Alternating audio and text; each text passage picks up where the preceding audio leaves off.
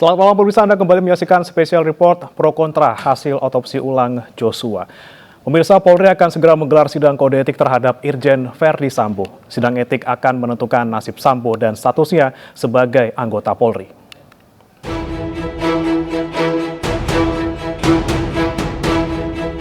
Pasca ditetapkan sebagai tersangka pembunuhan Brigadir Joshua, Irjen Verdi Sambo akan menjalani sidang etik di institusinya.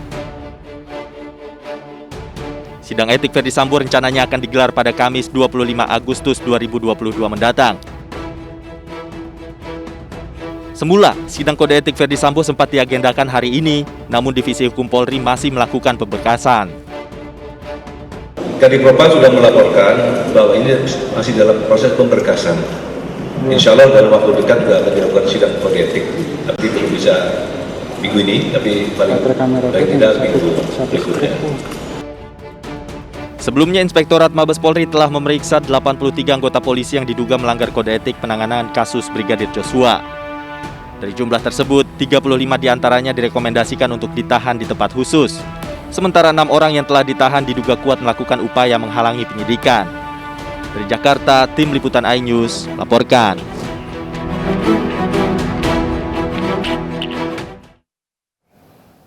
Ya, pemirsa, sidang etik Verdi Sambo akan digelar pada hari Kamis. Dan siapa yang sekiranya akan memimpin sidang dan bagaimana prosedurnya sebelum sidang kasus pidana digelar. Kita akan membahasnya bersama dengan Ketua Indonesia Police Watch, Sugeng Teguh Santoso. Selamat malam, Pak Teguh.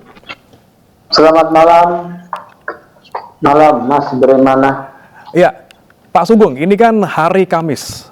Sudah akan mulai sidang kode etik terhadap Irjen Verdi Sambo. Bagaimana pandangan Pak Sugeng terkait dengan sidang etik yang memang digelarnya sekarang ini sebelum dengan sidang kasus dari pembunuhan ini sendiri, Pak? Bisa saja sidang etik itu bisa terpisah dengan pemeriksaan tindak pidana, ya, didahulukan. Karena hasil pemeriksaan terhadap dugaan pelanggaran etik sudah cukup, ya, sudah selesai, bisa disidangkan langsung oleh Komisi Kode Etik Kepolisian. Jadi seperti itu.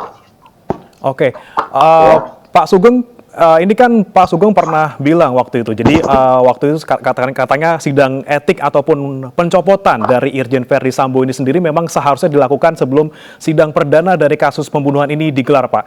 Alasannya seperti apa, Pak? Supaya satu, ya, status dia sebagai anggota Polri itu sudah bisa ditetapkan dulu, ya. Ini kan satu pelanggaran berat nih, sehingga bisa di PPDH, pemberhentian tidak dengan hormat. Nah, kalau pemberhentian tidak dengan hormat, maka statusnya sebagai warga sipil biasa, ya. Jadi seperti itu. Sebetulnya buat pengadilan nggak bermasalah, ya, mau dia jenderal atau mau dia warga sipil. Kalau pengadilan itu biasa menyidangkan siapapun, ya. Oke. Iya. Ya, sudah biasa menyidangkan siapapun. Tapi kalau dia sidang etiknya didahulukan juga bagus, ya. Jadi tidak ada satu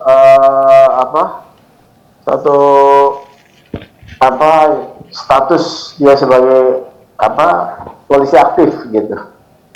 Oke, apakah Pak Sugeng memandang bahwa jika memang nanti sidang kasus dari pembunuhan ini digelar sebelum dicopot Irjen Verdi Sambo, ini akan mempengaruhi proses hukum untuk kasus pembunuhan, Pak? Karena memang selama ini pengaruh dari Irjen Verdi Sambo terhadap kasus sendiri sangat besar gitu, Pak. Secara secara kedinasan pengadilan itu tidak akan mempengaruhi, ya. Dia masih polisi aktif atau sipil, buat pengadilan tidak ada problem. Okay. Yang terkait itu nanti adalah kalau dia itu masih dalam jabatannya, ya, dalam jabatannya nih, ya, atau dalam posisi sebagai polisi aktif, kan masih banyak anggotanya, ya. Masih banyak anggotanya yang bisa juga memberikan support, ya. atau kemudian teman-temannya, seperti itu. Kalau buat pengadilan nggak ada masalah. Jadi bisa fokus gitu pada soal pemeriksaan peradilan saja, dan juga pekerjaan Irsus atau tim sus sudah selesai pada satu tahap penyelesaian terhadap posisi FS dalam sidang etiknya. Satu-satu selesai lah. Oke, Pak Sugeng, kalau terkait dengan sidang etik nanti Pak, ini kan publik penasaran. Kalau misalnya Kadipropamnya saja yang diperiksa, ini kan sebenarnya kan kalau terkait dengan etik kepolisian memang kan adanya di Propam seperti itu Pak. Kalau misalnya yang diperiksa adalah kepala divisinya sendiri Pak, nanti kira-kira siapa yang akan memimpin ataupun siapa yang akan kira-kira memegang sidang ini Pak, sidang etik ini Pak? Kan Pak FS ini kan sudah dicopot, ya sudah dicopot sebagai Kadif Propam, gitu ya. Jadi yang pemeriksaan itu kalau pelanggaran etik yang dilakukan oleh kayak bintang 2 ini, maka yang akan menyidangkan itu minimal bintang 3.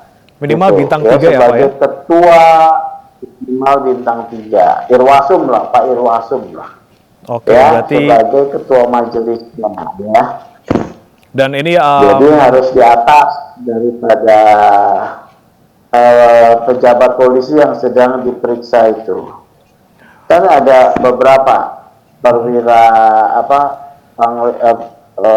Pati bintang 3 ya, Pak Irwasum, kemudian ada di sana, dan saya berharap bisa juga Pak Kapolri ya, tapi biasanya ini akan dilakukan bukan Pak Kapolri tapi oleh bawahan yang kemudian posisinya lebih tinggi daripada terperiksa. Irwasum mungkin juga nanti diisi dengan kabar eskrim ya, kemudian juga ada dari Propam ya, Kadif Propamnya sendiri kan bintang 2. Jadi seperti itu. baik. Kalau dalam sidang etik Pak Sugeng, ini biasanya berlangsung berapa kali atau berapa lama, dan kira-kira ketika nanti ada keputusan untuk misalnya dicopot atau diberhentikan dari institusi Polri, ini butuh waktu berapa lama Pak kira-kira Pak? Cepat itu sidang etik itu, ya nggak akan menurut biasanya itu nggak lebih daripada 1 minggu ya. Cepat sidang etik. Biasanya dalam waktu 1 minggu, dan biasanya hanya 1 kali atau misalnya perlu beberapa kali gitu Pak? Ada pemeriksaan terhadap saksi-saksi ya, saksi-saksi diperiksa, kemudian setelah saksi-saksi, kemudian baru terakhir adalah pemeriksaan terperiksa, ya terperiksa. Setelah pemeriksaan terperiksa, nanti akan ada seperti tuntutan dan juga ada pembelaan, karena nanti terperiksa ini ada juga tim pembelanya yang disiapkan dari kedinasan, seperti itu loh. Jadi proses ya, dari mulai pembelaan jadi, kemudian Pak, pemeriksaan itu berlangsung selama 1 minggu ya Pak ya, kurang lebih ya Pak ya? Iya, tidak lama kalau sidang etik. Oke. Yang lama kan sidang panggilan. Baik, Pak Sugeng, ini kan yang menjadi teka-teki juga dan juga pertanyaan publik adalah bahwa divisi Propam ini kan selama ini seperti semuanya disapu bersih gitu Pak ya, semua kewenangan disapu bersih oleh divisi Propam. Dan ini kemudian menjadi polemik juga ketika ternyata pemimpinnya justru yang terlibat kasus kode etik seperti itu. Apakah ke depannya Pak perlu ada pemisahan kekuasaan dalam tubuh Propam Pak?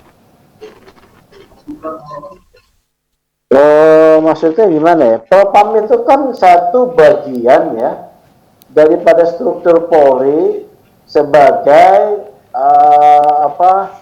sebagai satuan kerja untuk menegakkan disiplin dan disiplin dan pelanggaran etika ya. Oke. Jadi divisi ini ada memang untuk itu. Dia ada di bawah Kapolri untuk menegakkan aturan disiplin dan kode etik. Tidak perlu dipisahkan. Yang perlu dilakukan adalah menaruh orang-orang yang memang menjadi teladan garda disiplin dan kode etik. Tidak kemudian seperti yang terjadi saat ini. Mengesankan kan memang Pak FS ini begitu galaknya ya. Ternyata di belakangnya ada sikap tercela yang dia lakukan, ya, yang tidak bisa menahan diri, membunuh anggotanya sendiri, melakukan tindakan-tindakan tercela lainnya. Jadi yang kita harapkan itu memang penunjukan Kadif Propam itu orang-orang yang punya keteladanan tinggi. Seperti itu. Kalau keteladanannya tidak ada, ya, pemegang aturan etik itu sendiri seluruh-seluruhnya. Ini kan ada aturan etik nih, Perkap nomor 7 tahun 2022 yang baru. Itu banyak sekali isinya, ya. Jadi ya, mereka harus, terutama sebelum diterapkan kepada orang lain, anggota yang lain, dia sudah harus menerapkan pada dirinya sendiri, begitu, Mas Bre. Oke. Gimana? Ya, baik Pak Sugeng, tahan dulu Pak. Kita akan lanjutkan dialog setelah jeda berikut. Dan pemirsa, setelah mengundang Kompolnas, LPSK, dan Komnas HAM kemarin, Komisi 3 DPR akan mengundang Kapolri terkait dengan kasus pembunuhan Brigadir Joshua. Kita akan bahas usai jeda berikut bersama Ketua IPW Sugeng Teguh Santoso.